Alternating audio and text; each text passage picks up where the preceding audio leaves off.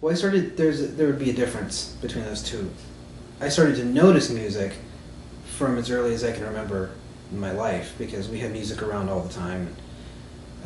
My parents had albums and stuff, and I had noticed music way early on, things like Supertramp and the Babies and all those albums all those vinyls that my parents had. But when I started to really care about music was probably around the 7th grade. I think up until then I was just kind of listening to whatever everybody else was listening to or whatever else was on the radio, just like a lot of people still do today with mainstream radio. But the 7th grade was when I really kind of started getting into actual artists, and the way I kind of am interpreting the question is, when did I start caring so much about music that I really got into the singers and bands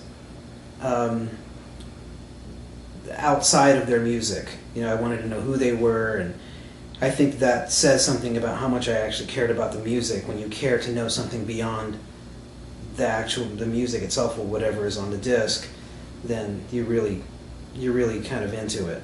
So yeah, about the 7th grade, and that pretty much started with bands like As Different As They Are, Level 42, and The Cure are the first two that come to mind. So, and that's when I really started at getting into actually playing music too. I think that kind of went along with it. I'm gonna go out on a limb and say my uncle, and that's my best guess. It's difficult for me to remember if it was him or if it was something else, but I don't think he was a big fan.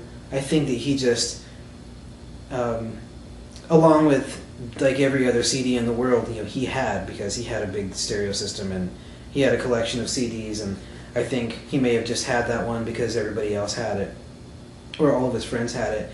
And from what I remember, I just picked it up one day when he wasn't around and listened to it and fell in love with the CD. And it wasn't one of the early CDs. It was running in the family, and that's when they were at their peak. So they weren't exactly just getting started, because they got together in the 70s. So that's when I played that CD over and over, and then ended up buying it for myself, and I still listen to it to this day. There was a kid in the 7th grade when I went to school in Bryan, and he wasn't a very good kid. In fact, I think he ended up going on to have to live in a boys' home, and I think he did a lot of shoplifting and stuff like that. But anyway, he was friends with somebody else I was friends with. He and I weren't great friends, and we had a conversation a couple of times, and I got to know him, I got to know him in an okay way, even though we weren't great friends. And he told me one day that he was really into this band, The Cure, and I had, of course, heard of them because, again, from my uncle who was fairly into new wave music at that time, and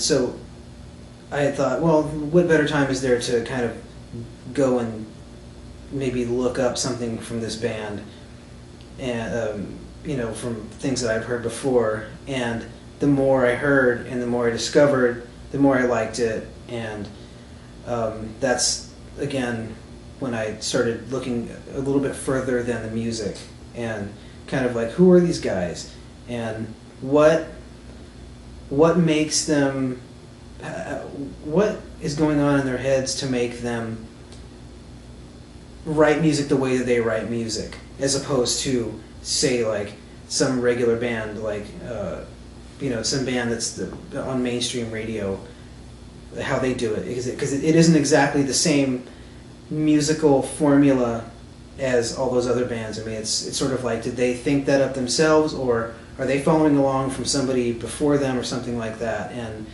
it was that psychology in the music that really, that actually goes for any music I listen to anymore, that it's not just that this sounds really good.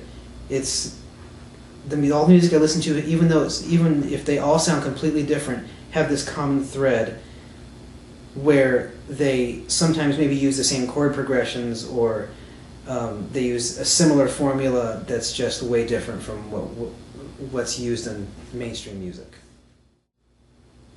I don't think I really ever considered myself any kind of. I really hate things like labels and things like that. I didn't, even if I dressed or had my hair in a certain way. It was in school, in high school, junior high, and things like that. I think it's really important for. I don't think it's important, but I think that kids think it's important to have labels because it makes it a little easier to segregate. To be honest with you, and it's almost a way to discriminate. And even if it's not in a bad way, it helps people mentally group people into certain whatever. And so I didn't really ever call myself anything like that. I always just felt like I had a mind of my own, and listen to what I listened to, because like I said, I didn't just listen to things like The Cure and New Order and stuff like that. I was still listening to Hall & Oates and Level 42 and Phil Collins and Genesis and all that stuff, to the complete chagrin of all my friends. Because when you are in a certain group of friends that do things a certain way, like whether you say like you're a country guy or a new wave or a goth, or these days like emo, they really expect you to stay pigeonholed like that. And that's what I always really kind of liked about myself during those times, and even now as an adult, that I never cared, even from my own friends, about those like I said, pigeonholes that they expect you to stay in. I still, I never was ashamed of any of that, of any of the other things that I liked that my friends didn't like, or they thought that I shouldn't like. They would ask me things like, hey, are you still a big Level 42 fan? And I would say, yeah, of course. And the same thing about like I liked jazz from a really early time, and I got made fun of for that from my own friends, and so it was about staying true to my personal tastes and not being ashamed of what I like. My first concert was actually Debbie Gibson. When I was in the 8th grade. Let me think. Somewhere, I forget which grade I was in, but somewhere in that time, that 7th or 8th grade, I woke up on a Saturday morning, and it was early. It was about 7:30 in the morning, and I had my own phone line. So that's back when every adolescent had their own phone line. And it was one of my friends, and they said, "Hey, Scott, we were going to go to Astro World, which it doesn't exist anymore, but it's Six Flags actually ended up buying Astro World." And they had, just like most Six Flags theme parks, had an amphitheater in the back. And they had said, hey, our friend Brian was going to come with us, and he actually ended up getting grounded last minute. And Brian was a bad kid. He ended up getting in trouble as an adult. And so they said, he's not going to come with us. We thought of you. The ticket's already paid for and whatnot. And they said, we're going to go to Astro World, and we're going to, ride the rides, and then Debbie Gibson's performing that night. And so I kind of didn't have a choice. I wanted to go to Astro World, and it was free, and they wanted me to go, and I was really happy that they wanted me to go, and that was it. And they actually ended up having a really cool band open up for them that wasn't really popular at that time. Their name was Concan, and I think maybe 3 or 4 weeks ago, I just looked up on YouTube Concan, and I still love that music. And to be honest with you, I mean, even though I didn't like Debbie Gibson, it was a good show. It's kind of like these days, like, I'm not into Justin Bieber, but if I got a free ticket, I'd probably go. You know, it's entertainment, and it's not something that I completely despise. So, yeah, the Yes concert was a completely religious experience for me because, again, I mean, not to I'm not trying to toot my own horn here or anything, but even when I was that young, you know, in middle school, I liked a lot of music that was progressive for a middle schooler to like. I didn't have a single other friend in junior high or knew of anybody who liked a group like Yes, who has been around since the 70s. And that was a really, I really liked Yes at that time, and of course I still do, and I still to this day listen to the music that I was listening to back then. And when I went to that concert, these days it's not unusual to see kids that age or even younger at any kind of concert because parents have gotten, to use this word again, parents have gotten a little more progressive in raising their kids to appreciate old music, and so I was probably, at least within eyeshot, the youngest person there, and of course I could smell like marijuana, and I didn't know what that smell was at that time, but I'm looking back on it, I knew what it was. It was at the Summit, which doesn't exist anymore in Houston. That concert, as soon as the concert, I remember they didn't have an opening band because they played for almost 3 hours. And we didn't stay for the whole thing because I was with my mom, and you know, she didn't want to stay for 3 hours for some band that she didn't really like that much. But I just remember them. Before they came on stage, they were playing old black and white Popeye cartoons up on this big screen, and people kind of had their eye on that. And so while they did, the group members came out, and nobody saw. And as soon as they cut it off, I mean, the place erupted, and it was really cool. They played all the songs that I liked at that time. Like they opened with "The Rhythm of Love," and then, of course, when they played "Owner of a Lonely Heart," the entire place shook. And so it was just a really cool time for me. And that was a really weird day too because it was my birthday, and the whole day was just insane because I've never been in trouble in school in my life, and I remember I wore ripped up jeans to school for the first time, and I think I ripped them up a little bit too much. And I sat and I got to go to first period, but then I had to sit in school suspension until 3 o'clock that day and do my work. And so just that whole day, I remember everything from that day because, you know, it was the first day of like being like an older kid. It was my birthday, and I had gotten a razor and shaving cream for the first time, and got in trouble at school and went to that concert, and that was a really defining moment in my life because even if that wasn't my first concert, as far as I'm concerned, that was my first concert. That was my first, what a concert should be for somebody who really wants to go to a concert. And that was the moment, I think, when I knew that I wanted to take my musicianship to a much higher level than I had ever thought that I would want. I really wanted to be in a band, and really wanted to get better on the drums, and really want to dig deeper into what music really is, which is just a complete release, and more of an art form than I cared to know, you know, up until that point. The Police was another group that, and I know that it's really popular to like the Police these days, but people get nostalgic, and I understand that. But when the Police were obviously way before 1987. I mean, the Police were another band that I mean, I could be wrong about this, but maybe just on the brink of the 70s. I mean, we're talking about, just like The Cure, you know, something like possibly 78, 79. I could be completely wrong about that. But it was another band that I discovered through my uncle, and it was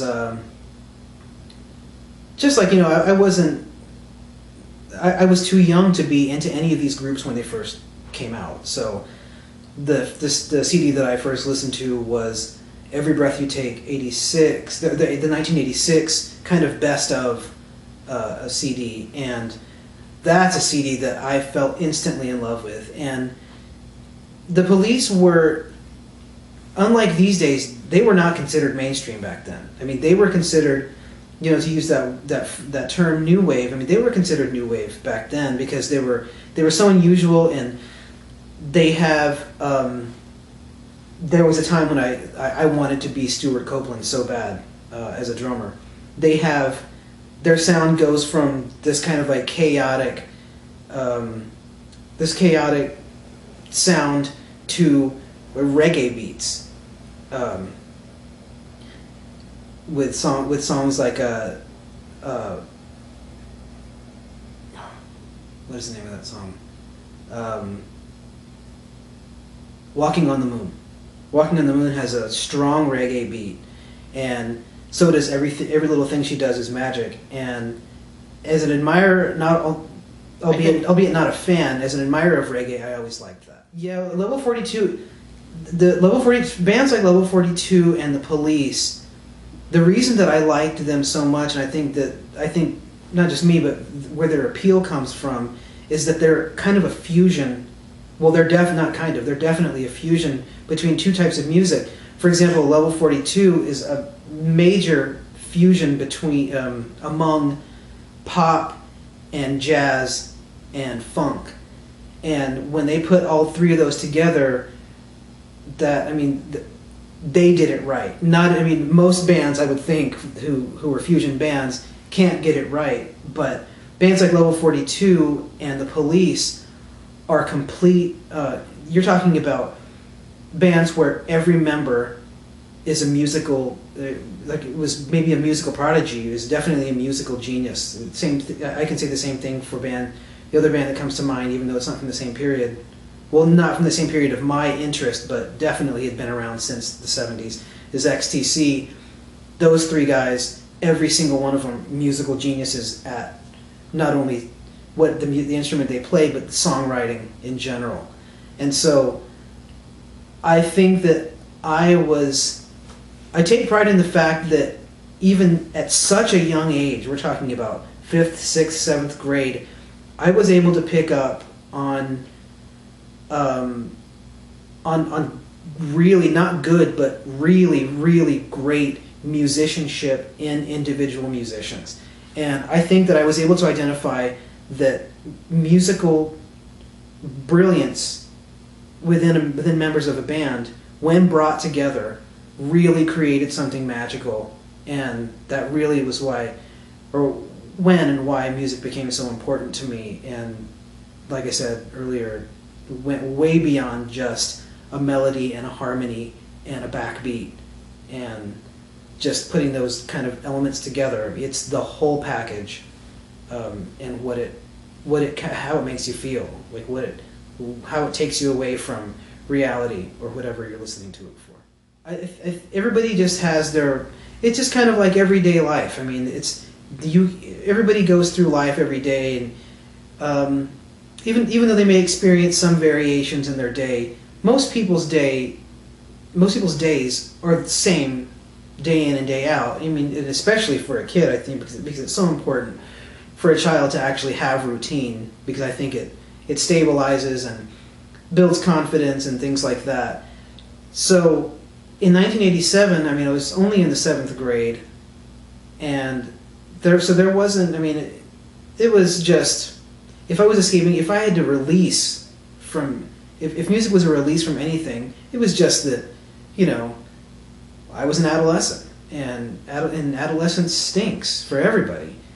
And it doesn't matter what your socioeconomic background is or anything like that. It's a time of, you go through all kinds of changes as an adolescent, and I think that to me, that's a really important developmental time, because I think that what you become as an adult really starts to take place right there in the meat of your school years. It's not elementary school, and it's not high school or college. It's right there when you're going through puberty and your hormones are going nuts and all that stuff. And so for me, music, that I don't think that it's a coincidence that I became so deep into music at that time, because that's when I really started to become who I became and who I am now.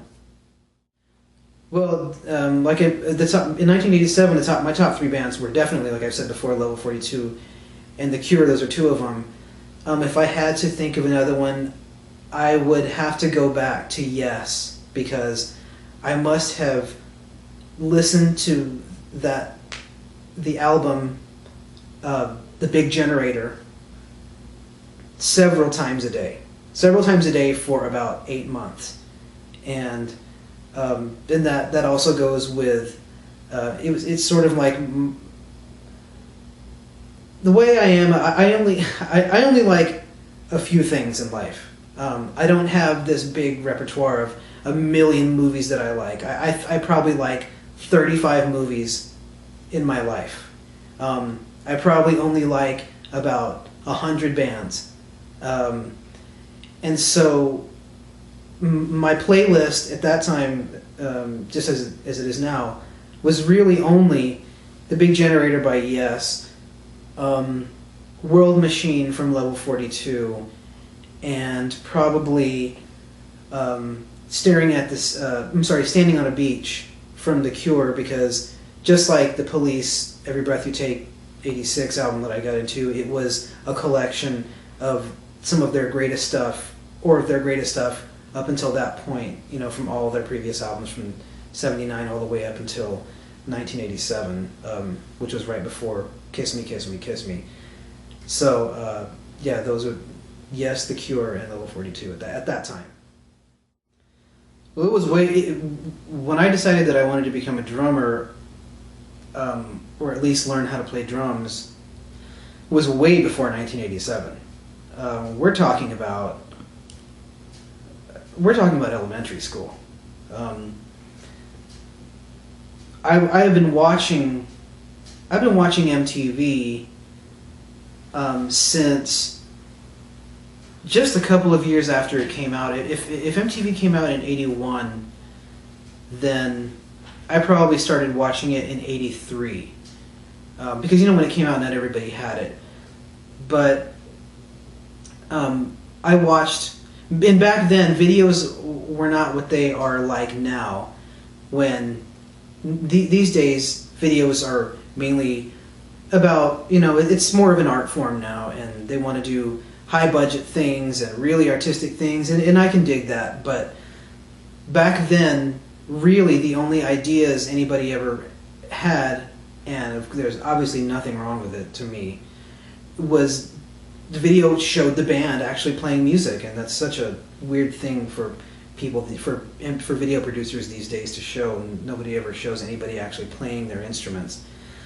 But so back then you got to see a lot of people. I mean, and I wasn't old enough to go to any shows or anything like that at that time in elementary school. But I got to see drummers drumming, and guitar players playing guitar, and bass players playing bass, and keyboard players playing their instruments, and all that. So I really started noticing it at a young age, and really wanted my first drum set when I was in probably about the 5th grade. And believe it or not, the videos that I was watching at that time that really made me want to be a drummer, and you could say the person who kind of made me wanted to. I don't necessarily want to credit this person for initially making me want to be a drummer, but is one of my first memories of admiring a drummer was Max Weinberg, because that was, I believe, the year that Born in the USA came out from Bruce Springsteen and the E Street Band. And I would watch videos like Glory Days, and they're in that video. They're playing in this really intimate little bar, and that band has like 37 members in it, and they're playing on a stage that's no bigger than than my bathroom. So it was a really neat way to kind of watch them interact with each other, which is another thing I've always loved about watching bands play is how they interact with each other.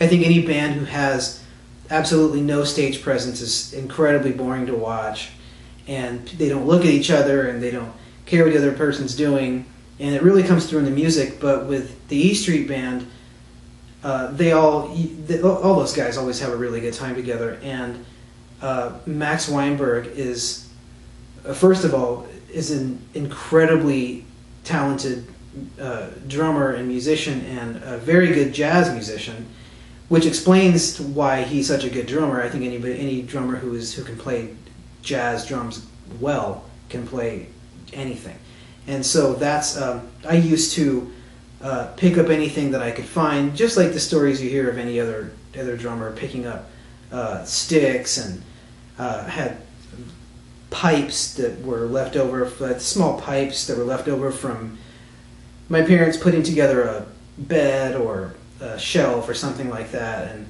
I would bang on the carpet and bang on the bed and create dust throughout the whole house, and that was sort of the beginning of my. I was pretending that I had a drum set, and I would put different things on the bed to make them sound like different drums, because they weren't really drums. They were like, I'd have a magazine that was maybe this thick over here, and it was a little deeper than a magazine this thick, and I would put it right here, and it didn't have any cymbals or anything like that, but it sort of became my kit. It went from the floor to the bed with the magazines to the dresser and any metal things that I could hit and make them sound like a cowbell or something like that. And so that's when. So it was about, I would say, realistically about 1985 when I first realized that I wanted a real drum set, not some kiddie drum set from the toy store, but something from a real music store. The first band that I was in, I did not play drums. I actually was the bass player. I'm not really even sure how that happened. I don't think it took any convincing from anybody. I played just like any other drummer in the world. You want to play something else aside from your drums. In other words, you want to play another melodic instrument, or you want to play a melodic instrument, because drums are not very melodic. Drums are, bing, bang, boom, and all that stuff. And you want to play a guitar or a keyboard or bass, or even if it's some kind of a woodwind instrument, or violin or something. And I really liked the bass. I think partially because I felt like I was too lazy to learn how to play something as complicated as a 6-string guitar with the chords and all that stuff. And I know how to play that stuff now. I didn't learn until I was an adult, but bass seemed easy enough for me, since we were only playing one string at a time, even though there are bass players out there who play insane ways, like Mark King and the guy from Primus and all that stuff. But I played bass in that band. The band was called Fiction. I was in the 9th grade. It was 1989. I lived in El Paso. I did live in El Paso for 1 year of my high school career, and that was that year. And I had a friend of mine, a girl, in high school was going out with a guy who was a drummer, and had mentioned him to me, and talked about. It turns out we had just ridiculously similar musical interests, not just bands, but how we actually feel about music. And then he had some other friends who were interested in forming a band, so we decided to go ahead and do it. We practiced in my grandmother's garage once a week. My grandmother and her husband would leave the house on Sunday intentionally for 3 hours to let us do our thing. And so we had that 3-hour block, and we put a couple of things on regular audio tape, and that was fun. And it kind of just gave me a feel for for playing music with other people. It was a really cool experience. The very first time I ever actually played my instrument while other people were playing their instruments, and it all kind of came together the way it did on a tape or a CD or something. And we played a couple of live shows, and that first show we played was a really cool experience. The first song we played was Modern English's "Melt With You," and after we played that first song, when the kids went insane, with applause and all that stuff, and I couldn't believe it. I mean, I was certain that the first time I played a show, people were going to be indifferent or boo or kind of start leaving, but people loved it. They loved the song, they loved the way we played it, and it was a real rush, and I really just sealed the deal with me that I wanted to do that again and again and again. So yeah, we were good. It didn't last very long. I mean, I only lived there for one school year, and then we ended up having problems with the guitar player, and couldn't find another guitar player that we liked, and so it fizzled. But the important thing is that it was my first experience, and it was a really positive experience, and we were good for what we were. We wrote, I think, 2 original songs, and they sucked, but it was fun, and to us it was good at that time. In 1989, I discovered Ocean Blue. That was their first album. The Ocean Blue, there was a show on MTV back in the late 80s called Club MTV, and it was pretty much American Bandstand, but just a more contemporary version. If American Bandstand was mainstream music, Club MTV took it to a different level and played a lot of the clubbier sort of New York music. It was taped at the Palladium in New York City, and the cool thing about them was that they not only played dance music, but they would bring acts to the stage just like American Bandstand did. And one day they brought this band from Hershey, Pennsylvania up to the stage, and they played their first single, and I'm sure it was just to, I'm sure the Ocean Blue struck a deal with MTV, and they must have had good management or something, because for a band like the Ocean Blue to end up on a show like Club MTV, where they played mostly dance music, which at the time means things like Blue Monday from New Order and all those other kind of popular dance songs that were on kind of somewhere between like the new wave genre and regular mainstream music. So they brought the Ocean Blue up, and I was really impressed. The video had already come out. I'd only seen it maybe once or twice, and I really liked it. It's any band that I really end up liking for a long time. I've always been able to tell from the first 15 or 20 seconds of hearing that first song that's what I'm gonna like. I knew it. I mean, I knew from the way they were playing, what they were playing, how they were playing it, what their attitude was on stage, that I knew that the rest of it was going to be good. And so, and when I went out and bought the tape, that was confirmed. And they, to me, like that band is what college radio, which practically doesn't exist anymore. That genre, it was actually a genre back at that time. College radio was what people would call these days indie music, and the Ocean Blue really epitomized what college radio was all about. And I did see them in concert that year. I wouldn't call it a concert; it was a show. It was at a really little club in El Paso that played mostly, modern, like modern rock, new wave, progressive alt rock, whatever you want to call it, and they were part of a three band show with John Wesley Harding opening, and then the Ocean Blue in the middle, and Mighty Lemon Drops headlining.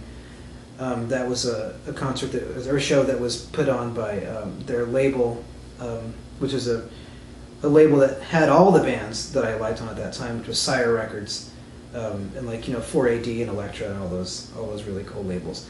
And so, I saw them in 1989, and was fortunate enough to meet just briefly the bass player. I was outside signing autographs and things like that, and that really just kind of sealed the deal for me there too, because they were such cool guys, and they took the time to say hi to this scrawny little,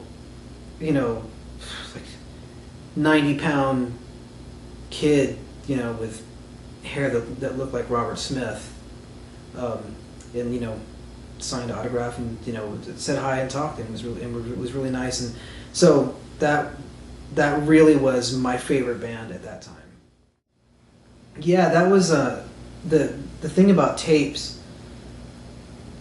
It seems like 30 years ago. It seems like 100 years ago. And searching for tapes was funny because it was way different from searching for records. If you went in a record store, you had to flip through the things. They would have tabs that would say the Sex Pistols are here and the Smiths are here, and then but then you had to kind of search for those things. Searching for tapes was really fun and easy because you could see all of them at one time. Because even with CDs, it was the same way as records. You kind of had to flip through that thing. And so I remember going and buying tapes, and all the bands that I liked, that I always looked for, as much as I remember the bands that I was looking for, I remember as much, sometimes if not more, the bands that were always around them. It was always like, I couldn't go to look for the Ocean Blue without finding Billy Ocean tapes, and I hated Billy Ocean, all that Caribbean Queen and all the When the Tough Get Going and all that junk. And then Ocean Color Scene was always around where the Ocean Blue was. And then with the Smiths, it was always the Smithereens, and I love the Smithereens, but I didn't buy a lot of Smithereens tapes. I don't think I bought any, but I did listen to the Smithereens, but it was always them. And so yeah, every chance I got, allowance wise, I would that's always what I wanted to do. I didn't want to go buy clothes or anything like that. I just wanted to go buy tapes, and tapes were fun, but they can get warped and things like that. So it was nice when CDs came out, because you can put a lot more content on a CD than you can on a tape. The artists started putting more tracks and bonus tracks, hidden tracks, and things like that, and you couldn't really do that on a tape because there's actual physical tape that was consumed, So when the transition from the 80s to the 90s in modern rock, it's almost like it went a little bit back and forth, and the 80s were very much, at least as far as I'm concerned, or as far as I remember, really, a lot of it was really keyboard based, because synthesizers, were becoming really popular in the 70s and 80s, and bands were really taking advantage of that. Even if you look at, as guitar driven as The Cure is, if you listen to some of their stuff, especially albums like The Top, and some of their other albums that came out around that time, it was really keyboard driven. And then slowly, toward the end of the 80s, the band started to get a little bit more just regular electric guitar, even acoustic guitar, and just sort of like the Ocean Blue, like the sort of college radio scene. The college radio scene to me was kind of like REM back in the early days, just really kind of stripped down and getting back to like the real the real roots of music, and not so computerized, synthesized.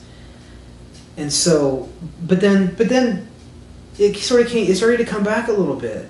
Jesus Jones, you had Jesus Jones and EMF and Happy Head and all those bands who sounded like that they had a real strong kind of rock and roll backbeat and strong guitar, but there's new technology that was coming out at that time, and it was almost like rock and roll put together with sort of like this digital sound, and that was it was decent music, but it was short lived.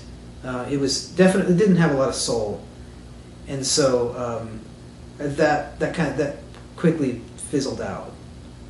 But there was some really, really good music, really strong music that was coming out in 1990 or the early 90s, and I really feel like rock and roll was starting to come back, because it seemed like at least in the modern rock genre, rock and roll, as in the traditional sense, really started to seem to kind of disappear.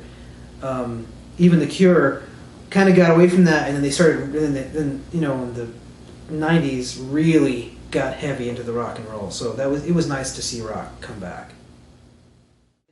I had lots of friends in the 9th grade in 89/90 who were into Morrissey and the Smiths, and I had of course heard of them long before that, but never given them I'd never given them a listen, never gave them a thought.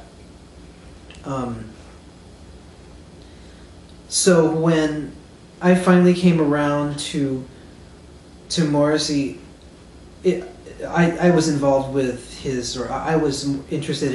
I got interested in his solo stuff first, and even more specifically, the first song that I had really taken notice of was November Spawned a Monster off of Bone Drag, which wasn't even his first LP as a solo artist. The Smiths had their last album in 1987, I believe, or 88. Strange Ways, Here We Come was in one of those years. I forget which one it is. And so Bone Drag, I believe, didn't come out until I think 1988 Viva Hate was released, and in 1989 or 90 was Bone Drag. So that was his first. His first, I think. Don't Get Killed. Yeah, there was Bone Drag was the first album, I think, where he was doing just a bunch of singles, and then brought all those singles together into an album, which is just marketing genius. So, yeah, I mean, the first time I really took, the first time I really paid attention to Morrissey was that song, November Spawned a Monster, and I mean, instantly fell in love with all of that. The sound, it's that same thing that I've mentioned before, that when I hear a sound in music, you just know that the other stuff is going to be good. And so I bought Bone Drag, and that's one of the greatest albums of all time. And as far as I'm concerned, really defines who he was, or who he is, maybe even today as a solo artist. But then it just took off from there. I mean, the 9th grade was Bone Drag, and for me, the 10th grade, 1991, was Kill Uncle, and that was a really good album too. He really changed directions there, where he was going a little bit more rockabilly, and then 92 came. 92 was the album that came out in 92 was big for me.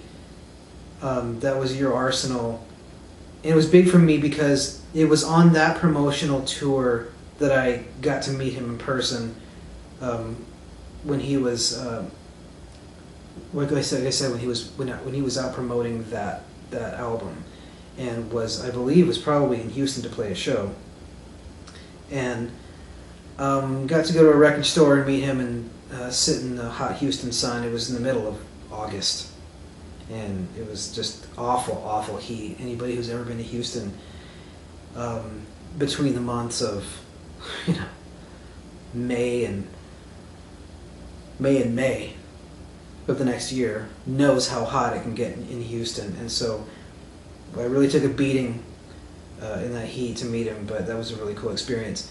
But it just, you know, as the solo albums continued to come out, this, to me, the better it got. And that was in up until, you know, Vauxhall and I in 1993, and that was, I mean, it just, it got a little bit more rock and roll-ish, and to me, you know, even now he continues to really just continue that great Morrissey. There is a Morrissey sound. I mean, it's difficult to explain, but I mean, anybody who's into Morrissey can tell you at least that there is a Morrissey sound, and that nobody else has it, and nobody else is ever gonna have it, and that's it. I mean, it's just a feeling. It's a feeling. There's a brashness in the music, even from back in the Smiths. I mean, there was a brashness in the music that he continued, and became even more successful as a solo artist than he was in the Smiths, as influential as the Smiths continue to be, way after their breakup. So it's just a Morrissey sound, and anybody who likes it, and if you don't like it, you don't like it. Yeah, bands like James and the Ocean Blue. If we're talking about now, about 1993, Vauxhall and I, from Morrissey, was being released, and for the Ocean Blue, it was Beneath the Rhythm and Sound. Bands like James and the Ocean Blue had been around for a few years at that point. You know, in the early 80s. I mean, I'm sorry, the late 80s. Those bands had been out since then. But those are two bands, James and the Ocean Blue, who were really coming into who they were, getting past their freshman albums, and they just got more. The music was just got more and more organic, especially with the Ocean Blue. I mean, that term organic. I mean, it really defines how they increasingly got to be when, you know, went from the self-titled album to Beneath the Rhythm and Sound, to Cerulean, you know, to everything that came out after that. The way that bands like James and the Ocean Blue, the way that their records were produced and mixed, because you have to credit the mixing guys and the producers and the people who were involved in the technical aspect of their albums, just got better and better. To a certain point, you know, it seems like all the bands that I like get really, really good for a long time until a certain point, and I don't know what happens. I mean, whether they just lose creativity or get a different producer or something like that, they all seem to kind of fizzle, except, as far as I'm concerned, except with Morrissey. Morrissey's continued because he is such an intelligent guy and such a business savvy and music label savvy person.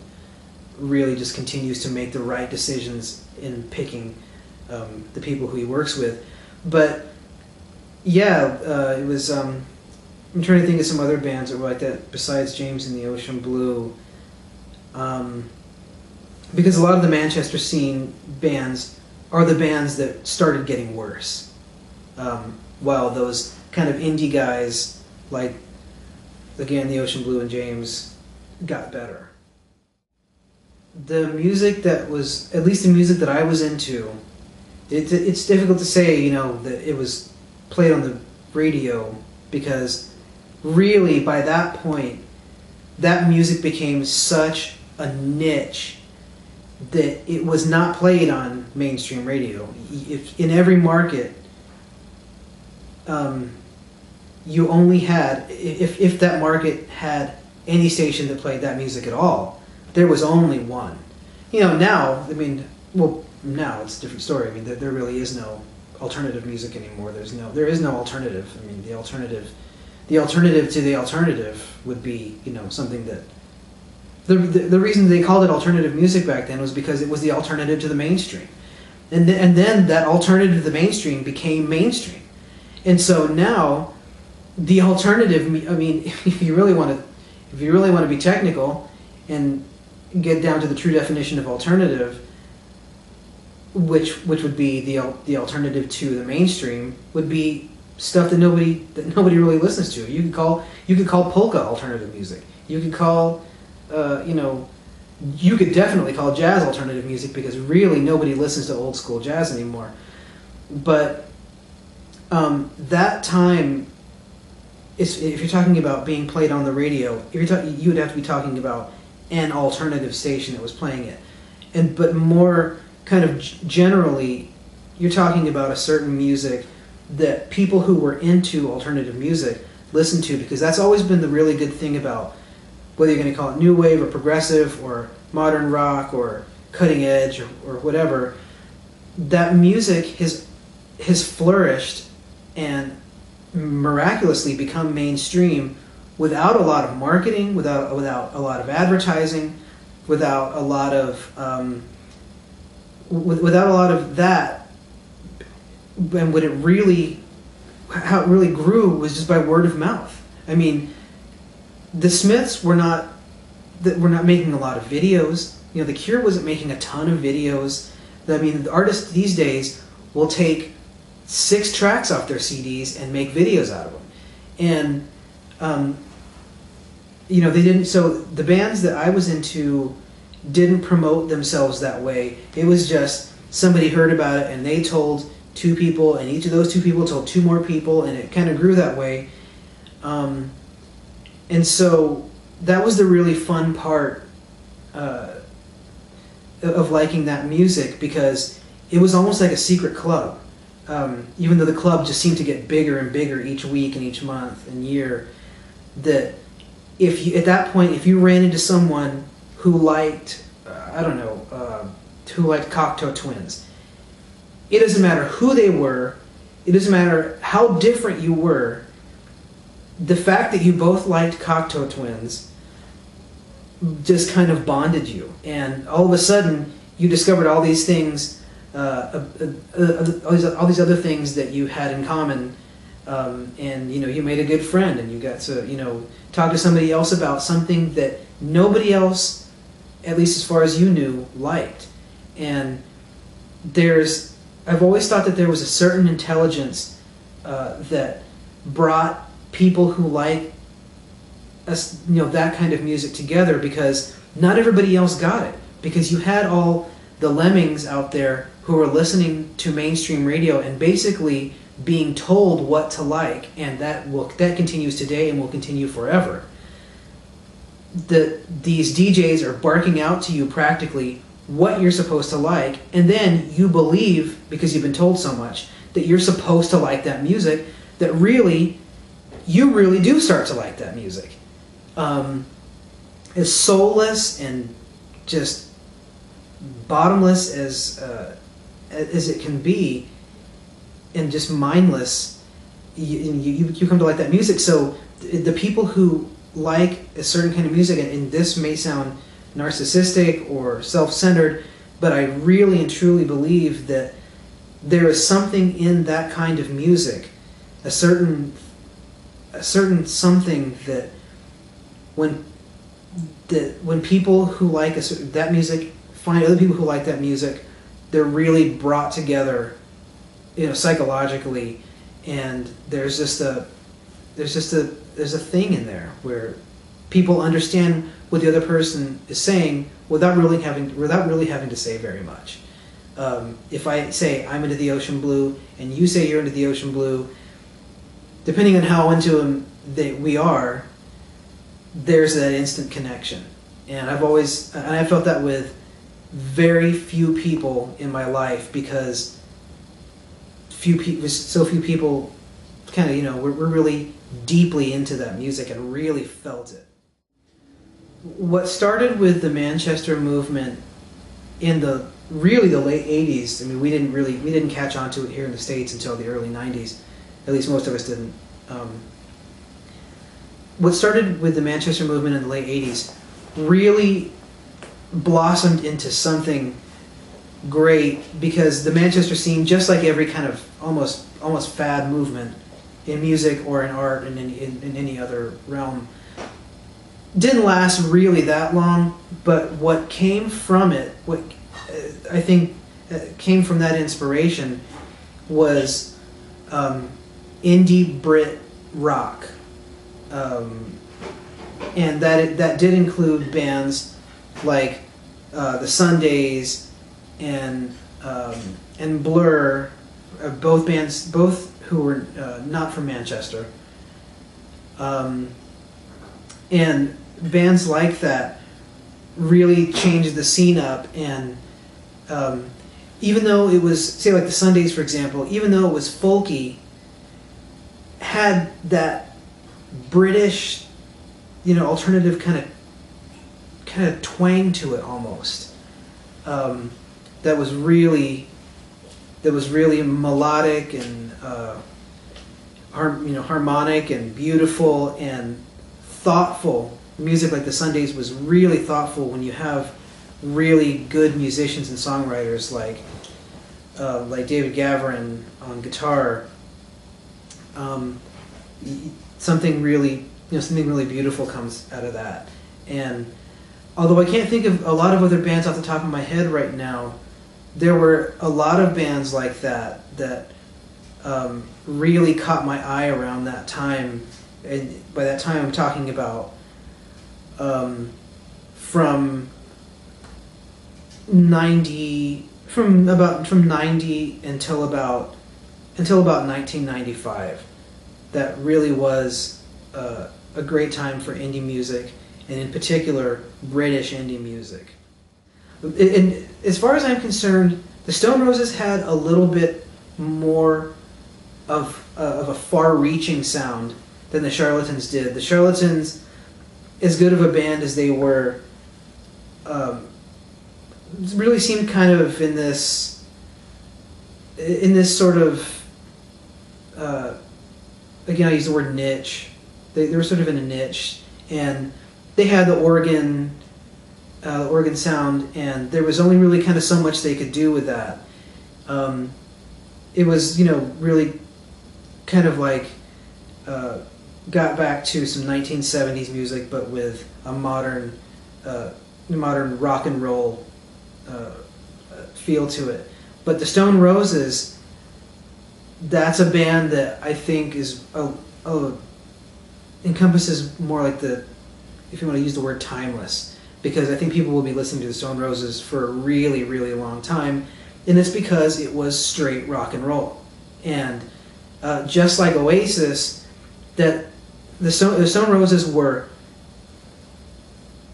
absolutely the precursor to Oasis, because it got everybody back to just straight rock and roll. I mean, if the Cure got to be back, pure rock and roll, they were still still kind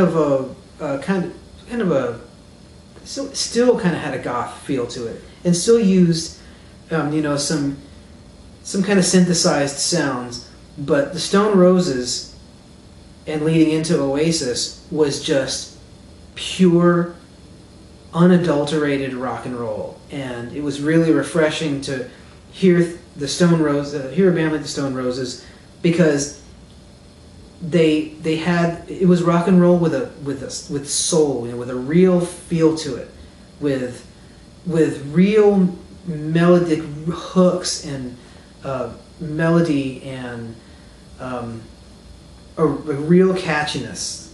I could name a million Stone Roses songs that just completely epitomize that. And as far as I'm concerned, when I listen to the Stone Roses and Oasis, sometimes I think that there are Stone Roses songs that Oasis could do better, and Oasis songs that the Stone Roses could do better. It's almost like the same band, except the Stone Roses just had a really sweet sound. Like just, even like while you're rocking out to it, it could make you, I mean, as silly as it sounds, it could make you smile. I mean, you have songs like, Sally Cinnamon and things like that, and just a really kind of tender, just really moves like your inner body parts. I know it sounds crazy, but just kind of, that's at least how it made me feel, that even if I'm just sitting still, it just really kind of brightened you up on the inside.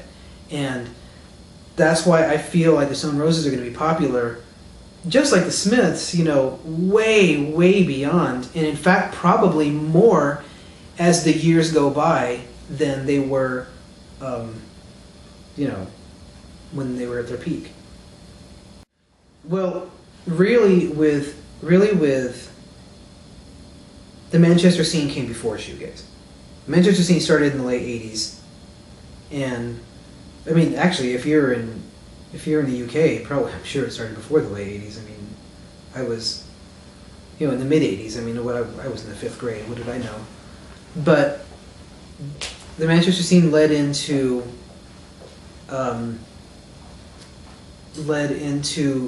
shoegaze was kind of, when you talk about the really good bands that came out in the early 90s, in that genre, like the Breeders and bands like that. Shoegaze, to me, kind of, at least the bands that I heard about, with My Bloody Valentine, I think My Bloody Valentine, I mean, whatever shoegaze fans there are out there, they all have one common thread, and that is that they're probably into My Bloody Valentine. And My Bloody Valentine was loud and they were loud, but they also had this dream pop kind of thing. A lot of people like to call shoegaze, or at least a certain branch of shoegaze, dream pop, ethereal pop, things like that. Ride is definitely the big one. As far as I'm concerned, Ride is the Stone Roses of the shoegaze movement. Although there are a million really good shoegaze bands, and somehow it seems easier. Well, not easier, but it seems like there are when bands who play shoegaze, a lot of them seem to be really good. And I wouldn't say that it's necessarily easy to write that kind of music, because you're talking about someone who has been in a shoegaze band, and I know that process is not easy. But I think sound-wise, they say in shoegaze there's a term they use called wall of sound, and I know that term has been used way before shoegaze, but it's really become prevalent in shoegaze music, where it's just, at least the band I was in just had 20,000 pedals. And I think it's sort of like one day somebody said, well, I'm using 2 of these pedals right now. How about if I just turn on all 20? And that creates, I mean, it's a simple concept, but it created, I mean, I think someone turned them all on and realized, holy crap, this really sounds cool. And you put behind that a strong, deep drum beat and harmonic voices. I mean, at least two singers, and that wall of sound plus that kind of wall of voice really creates something. If you can do it right, it creates something really cool. And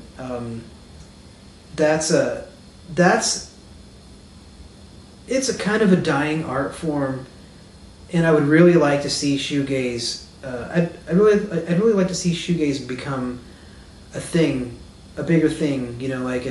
I would like for more people in bands if they are into shoegaze music and want to play it, I kind of wish they would come more out into the open. Because as many as there are that are good, I mean there are 20 that suck, but there are some really good shoegaze bands out there, and we owe it all to bands like Ride and My Bloody Valentine, and of course probably a million other bands that I just don't have my ear close enough to the ground to know. Let's see, in 1991, I through some friends, which is always how it works. Through some friends, I met up with some other musicians, a guitar player and a singer, and then we found we were the three of us were the core of the band, and the founding members of the band, and that, I mean, we had so many names. We started out as Iron Rice Bowl, and then we're 10 Times Over and Courage for William, and then probably seven other names in between that.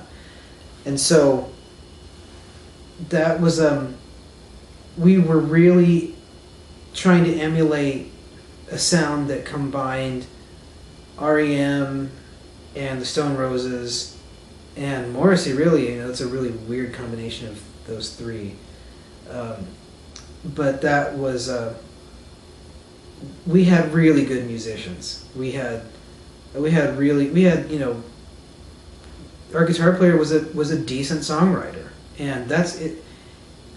You can't underestimate a good songwriter, because songwriting is so difficult. I could never do it. That band lasted for a very short time. I mean, most high school bands last for a short time. But we were together from 91 to 93, and that's not a full 24 months either. That's probably more like 21 months or something like that. So yeah, we were a decent band, and we were popular around town, and being a high school kid in a popular band is always is fun. But there's not much else to say about that band, other than that we were kind of an excuse for all our high school friends, which collectively among the five of us really included a lot of people. It's always like the same 60 people at our shows, and it was almost like a house party, except at a public place.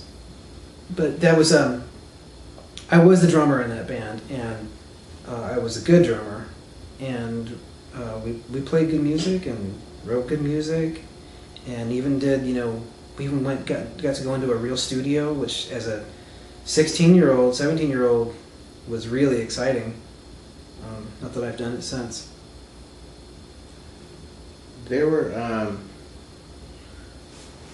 three. I mean, you had been to quite a bit of concerts, but the ones that stick out during this time period between 1991 and 94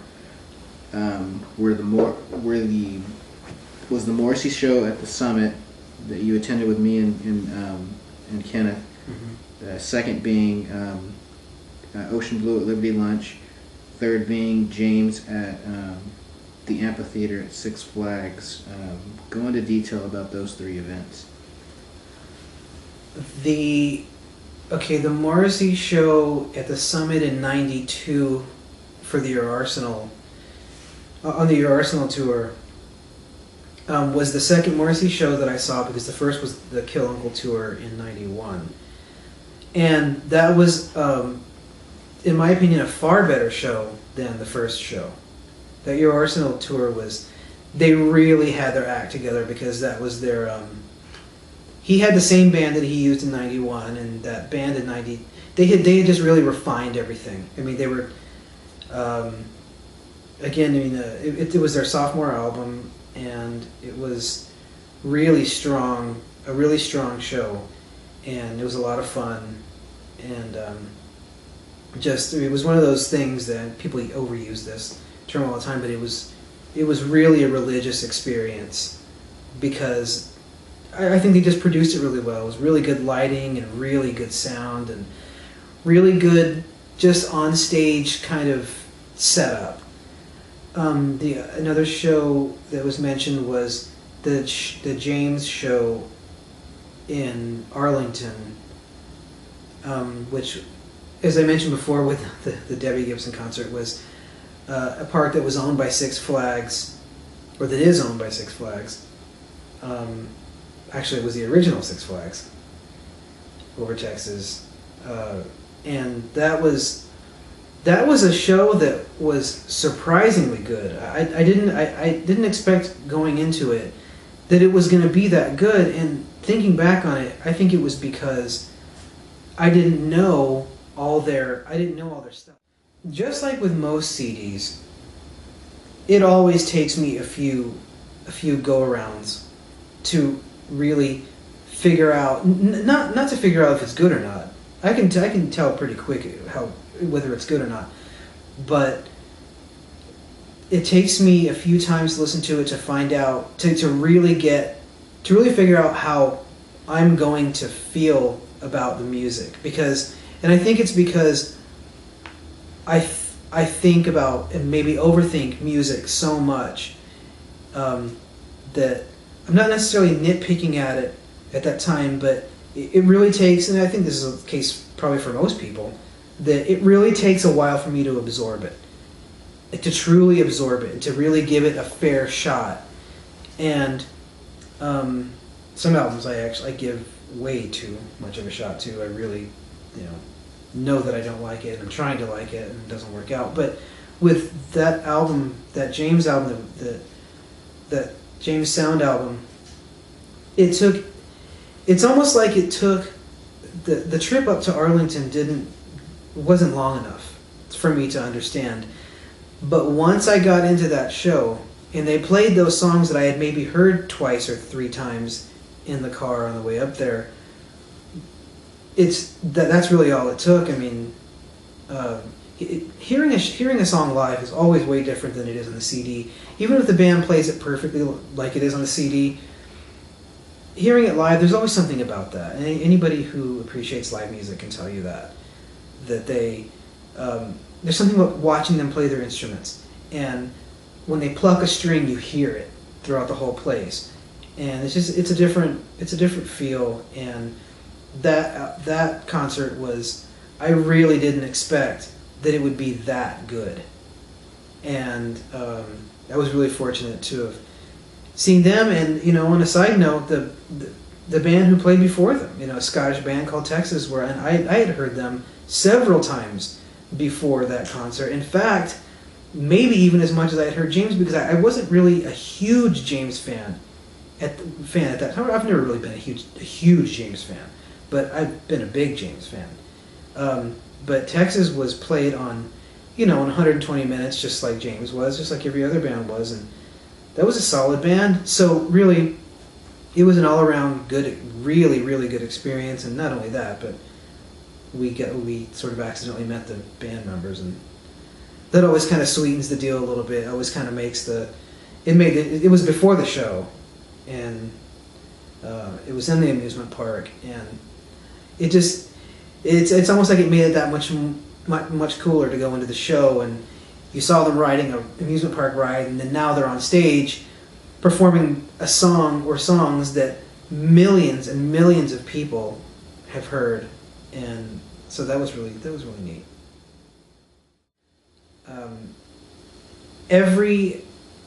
Everything about music, as far as I'm concerned, has to do with personal experience. It doesn't have to do with a particular experience. It has to do with whatever is going on that year or that day, even that day. Anything that may have happened that day, even just what you wore or what you ate for breakfast that morning. Just like I mentioned with the Yes concert, what happened, with the ripped jeans and the in-school suspension, and what I had over easy eggs that morning. You remember all those things, and they become part of when you hear that song or that album or the band, whatever. for the rest of your life, you're going to remember those things.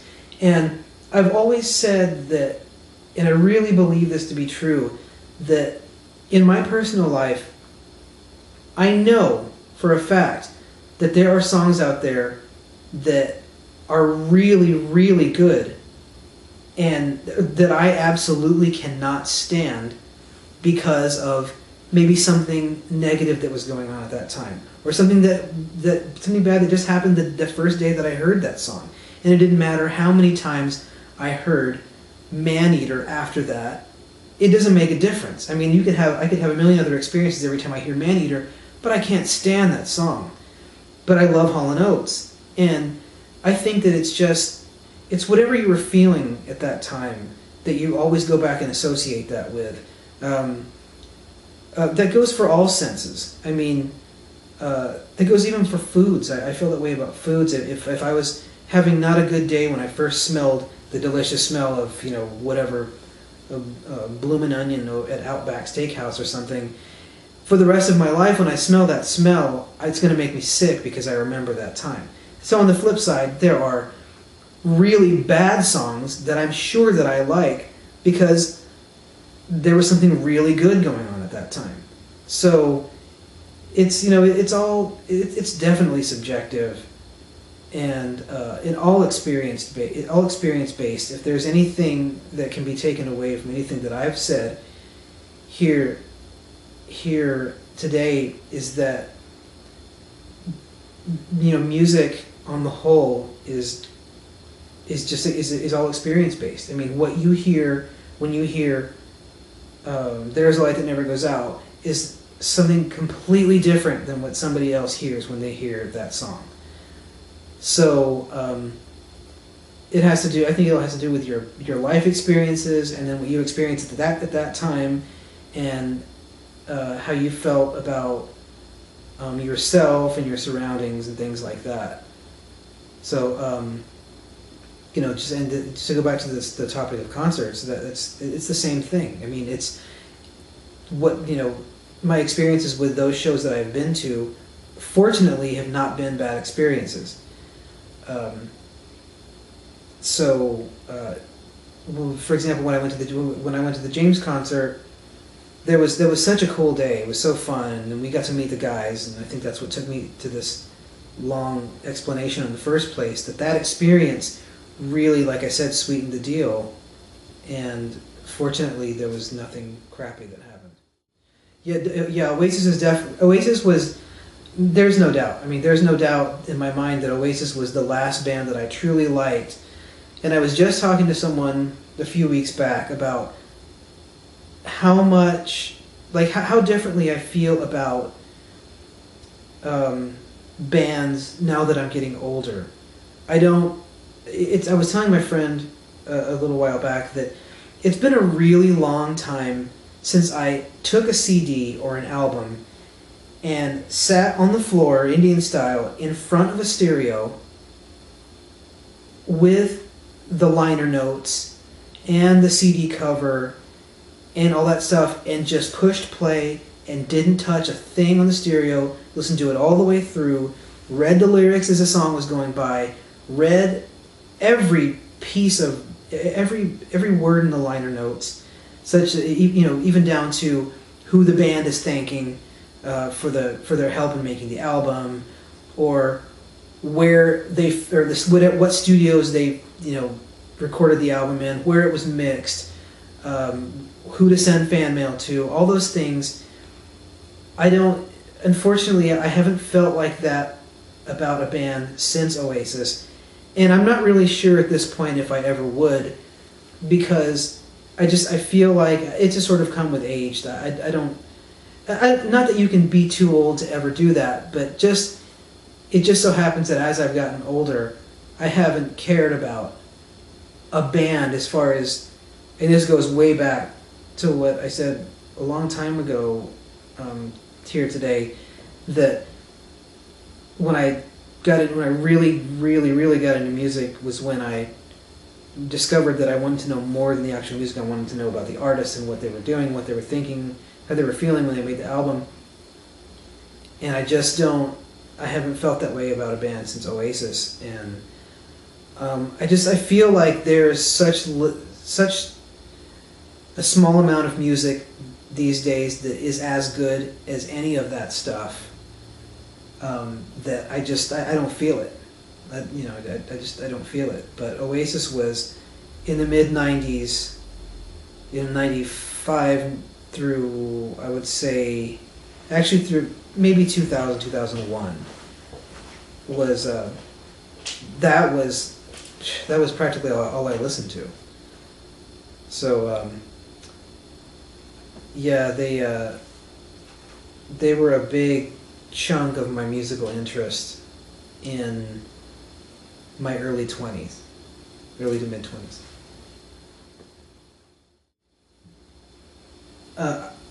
I like Echo and the Bunnymen. Well, here's the thing, though, and I don't. I'm really not into.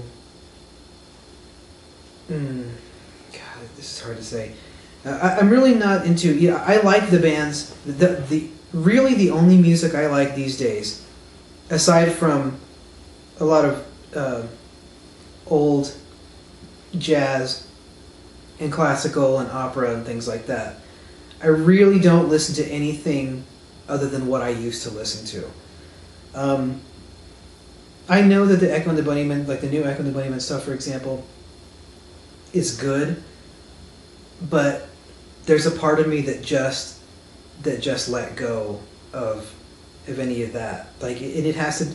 I think that I don't really think it's a coincidence that Oasis was the last band that I liked that much, because I think that that's really the last time that I really wanted to give that much energy to popular music.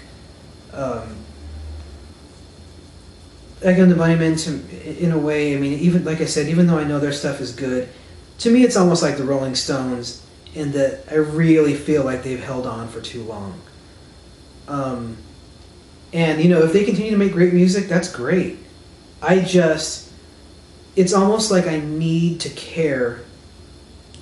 Aside from classical and jazz and all that stuff, it's almost like I really, I mean, from a long history since late elementary school or early junior high, of kind of caring about music because I cared about what the band was, or what the band was like, or all that, all the background to that. I have to, as a result of that, I really have to be into a band, if I'm going to like the music. And or if I'm going to be into it as much as I used to. I will listen to a recent Echo and the Bunnymen album every once in a while, but I certainly don't care that much. I really, at this point in my life, I really don't put any energy into listening to popular music. When I listen to music and I listen to that old stuff, it's really kind of almost for nostalgia's sake, and I mean, not to mention that the music is and always will be really good. I just don't. It's a double-sided thing. The music that I still like is really old, and I've listened to all of that a million times, and the new stuff just sucks. I mean, new music, as far as I'm concerned, most new music sucks. And if there's really great new music out there, again, I just don't care to look for it. And as I've gotten older, and I got married and had a family, and my tastes haven't changed, but my interests have changed. What I care to put more energy into has less and less to do with any of the music that I first got into, and still to some extent into. But I think that as you get older, life gets busier and busier, to a certain point, which it's a point I haven't reached the breaking point yet. But as things get busier and busier, I just want something more cerebral, like classical. Like I said, classical and jazz. That's really what I listen to these days.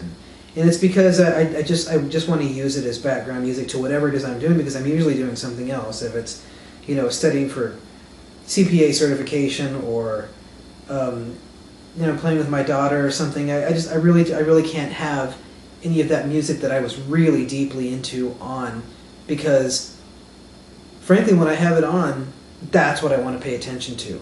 And unless I'm just going to sit there and listen to a Morrissey album, unless I can sit there and really, really listen to it, which again I've done a million times, so I really can't do it that many more. I can't do it that often. Unless I can do that, I don't really have an interest in sitting down and listening to it. I mean, and I've definitely not become disinterested in any of those bands. I've just become disinterested in giving it that much energy. Because, you know, when I was younger, when I was in school, I had all the energy in the world for that kind of stuff. But like I said, not my tastes, just my interests have been allocated elsewhere.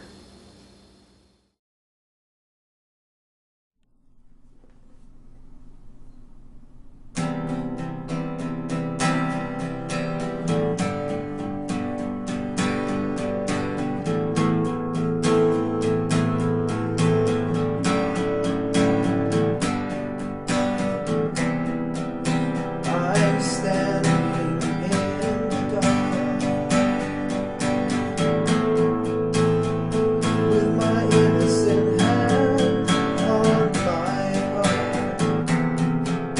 I've changed my dream. I've changed